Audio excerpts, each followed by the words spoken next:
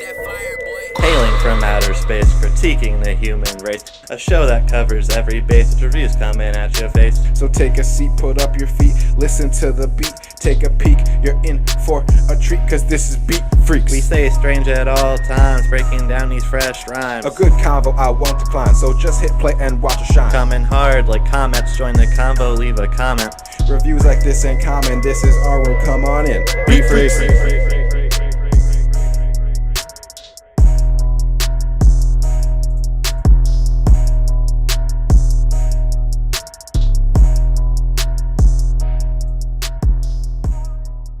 Hello Earthlings, and welcome to another episode of Beat Freaks. Today we're going to be doing a bit of a different episode. It's going to be a comparison video between Aminé's Good For You and Vic Mensa's The Autobiography. This is a really exciting episode of Beat Freaks, not only because of that, but also because this is the first time we are filmed in front of a live studio audience. Thank you very much. You're too kind. Too kind. Too kind. Too kind. All right, so these albums both came out July 28th, same day. All right, Niles? And now... They're not doing so well. No, sales-wise, not good. Not good. Not good. So we're going to talk about that, why, and maybe compare the albums or contrast the albums, because they're a lot different. Yes, sir. So let's get right into it with Vic. Yes, sir. All right, so Vic Mensa's The Autobiography. First, did you enjoy this project? I know you did. You know I did. I've had this project on repeat. And I mean, if you've watched the show before, you might have heard that I used to be obsessed with Vic's old band, Kids These Days, in high school. And so there was a while where he was making music that just I didn't feel lived up to the potential that he showed inside that band. Because, you know, their album, Trap House Rock, it was, to me, it's just this great piece of art that has great flow, has so many different influences, has like lyrics and music that are very emotional and can are very true to the human experience.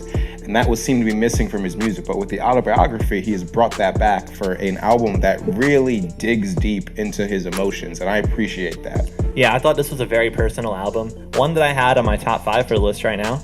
I don't know if it's a certified album of the year contender like 4 other albums I have so far, but it's close. It's one of the top second-tier albums, I think, this year that I've listened to. And it kind of surprises me that it's only sold 13,000 copies through week 1, which is, for people who pay attention to sales, is not good at all. Because we're looking at albums last week, or the prior week, with Tyler, the Creator, and Meek Mill both sold over 100,000 copies. Wow, okay. So, I mean, they both... bigger fan bases. Exactly. Of course. Established careers. And you look at Aminé as well, who we'll get into, first album. The only big song is Caroline, really. He has a lot of other great songs, so we'll talk about those, because I'm a big Aminé fan. As well as a Vic fan now. I know you turned me on to Trap House Rock probably about a year ago now. Listen to that, good album. I enjoyed it quite a bit. And I also enjoyed Vic's EP. Yes, there's a lot going on. That was really the turning point where I was like, oh, he's starting to make good music again. Yeah, of course, then the 4 little track thing he put out before this, which 3 of the songs are on this album anyway. Yeah, I didn't really like that. That's one of the things about this album that may be accounting for his lack of sales is the whole rollout of it was a little weird. Like, I didn't really get that EP, especially since most of them are on the album. And honestly, when I heard that EP, I didn't really like it too much. I thought that the songs on it just weren't really good. But then, like, hearing them in context with the album, I like them a lot more, especially that song Rollin', like a stoner. I thought that was a terrible song when I heard the EP, but now, like, in context, it works a lot better, even if it is still a little repetitive. Yeah, I think Rage even fits like perfect on the album, even though it's a bonus track, it still fits. Yeah, exactly. So I thought the biggest thing was the NPR free stream per week beforehand. That was my biggest thing, was sales, because people listen to that. Let's say someone listens to an album once, right? And let's say you have like 1,000 people do that, right? That's a complete random number. I'm probably totally off, but I don't fact check myself all the Vic's time. got fans. Yeah, exactly. So that's like, you take that, and they're all listening to 15 tracks, I believe, total, including the bonus? Yeah, well, I think 14 on the CD. So Okay. OMG's not on the CD for some reason. So that's 150,000 total streams, right? If you're online. Okay, so stream it. So that's 150,000 streams, which is like the equivalent to like 1,000 album sales. Okay. So that's a whole 1,000 sales you lose. At least, probably, I'm assuming. Probably more, because I'm sure a lot of people listen to the NPR stream and didn't go back to the album. It's tricky That's because a lot of people have the philosophy that, like, giving fans music earlier will help you because it will help people decide whether or not the album is good and they want to support it on album day. But you're right, you are losing the people who only want to just hear what's going on, Yeah. who aren't like too dedicated. Especially in today's day and age, where like you're not going out and buying albums, you're streaming albums. There's a Yeah, big I mean, I difference. go out and buy Of course, albums. I know. I'm not saying everyone does that. Like some artists have like sales still where they're selling more physical copies than they are getting stream sales. But like the main people that you're like Vic's rapping to are not going to go out and buy the album. Yeah. I think it's even like becoming more trend, even more new school rappers. Maybe Vic still has a little bit of a fan base. I mean, half his sales were physical copies. Yeah. So I mean, that's pretty solid today and age. Did they? I thought you said they didn't work the streaming into those numbers. That was Aminé. Oh, okay. Yeah. Wow. Okay. So Vic's even worse off than Aminé. Yes. Okay. So let's talk about Aminé then. What did you? What is going on with that album, and how did you like it? Why do you think it is doing so much better? Well, I think first off, the reason why it's doing better is because of Caroline. Even though those streams from Caroline don't count until week 2, that's still worth the total streams on Caroline. I think just Spotify alone are worth 165,000 sales. It's double platinum, you know. So just those streams alone count as 165,000 sales towards his week 2 sales. So that album will probably go gold just based off that. But I think for week 1, the problem is that he's a new artist, you know, first album. Yeah.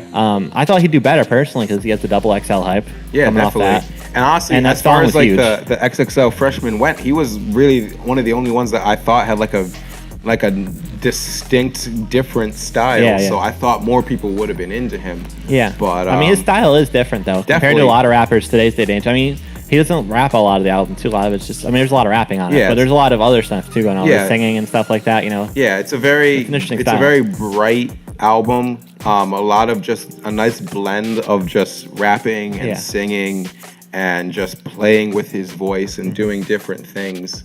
I'll be honest, I didn't love it. Like I don't.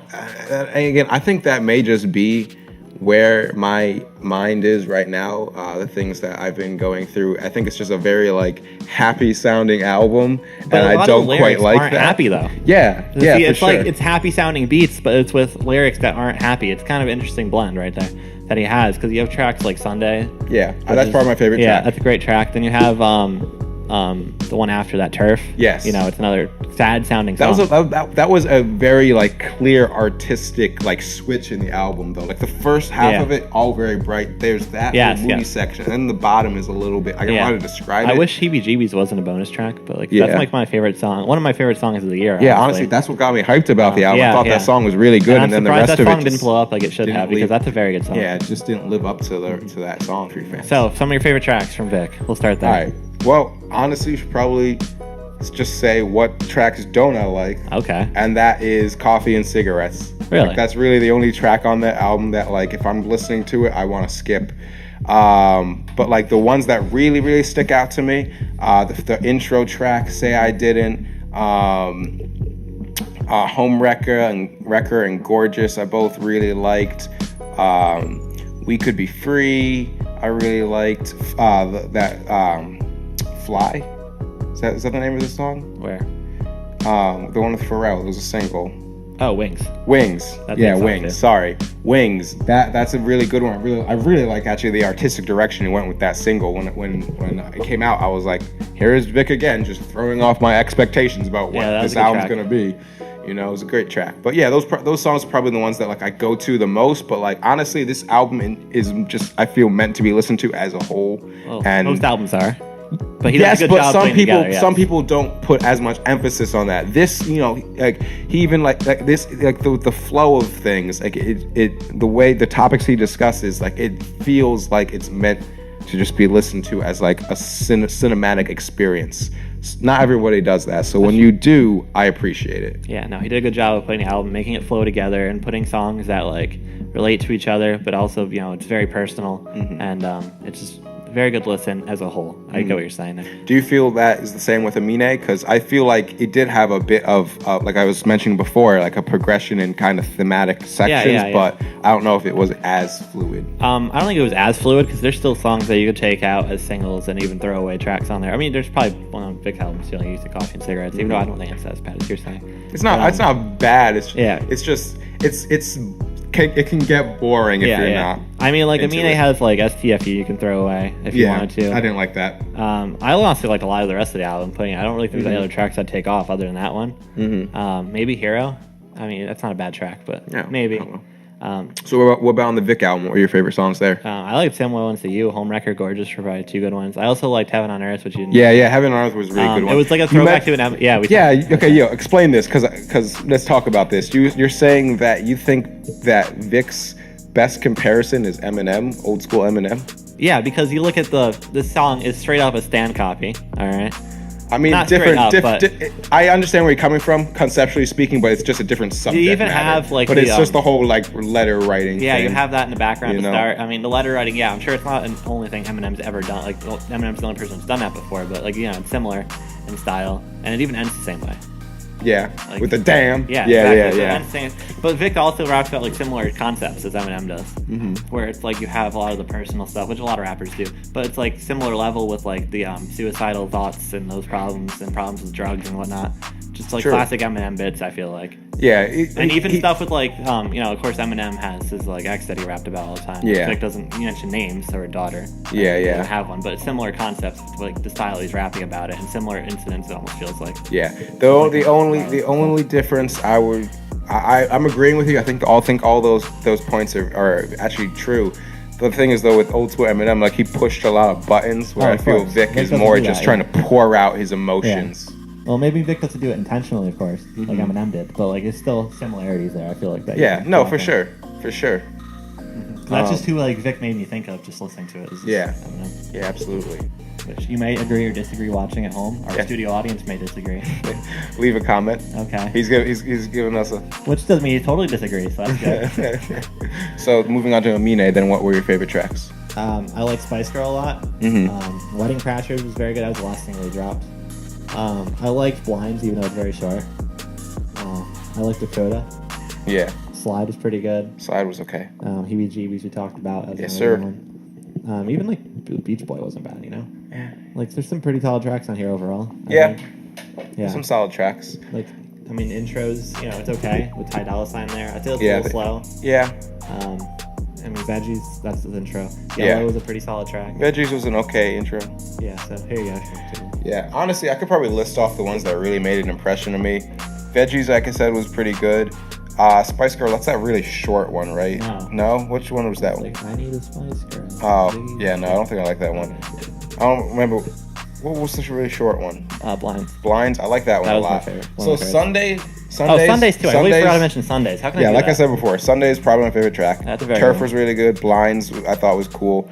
Money I thought was cool. Yeah, Heebie-Jeebies I thought was cool, but like not a lot of it. Not like a ton of the album like was super impressionable for me. Yeah, I mean, I still have it as maybe the lower part of that second tier of albums, outside my top 10, but like it's close, or it can be a contender for a top 10 at the end of the year. Yeah, I think it's still pretty solid. I want to revisit it. I want to see how I feel about it when I'm not feeling the way I do.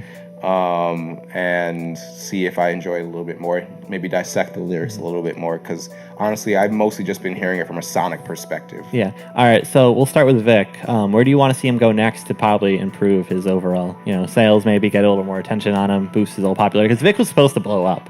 Yeah, he signed to Jay-Z's label. It's almost like it's meant to be, and it just hasn't happened. So what could Vic do? Yeah. He's on Rockefeller Records.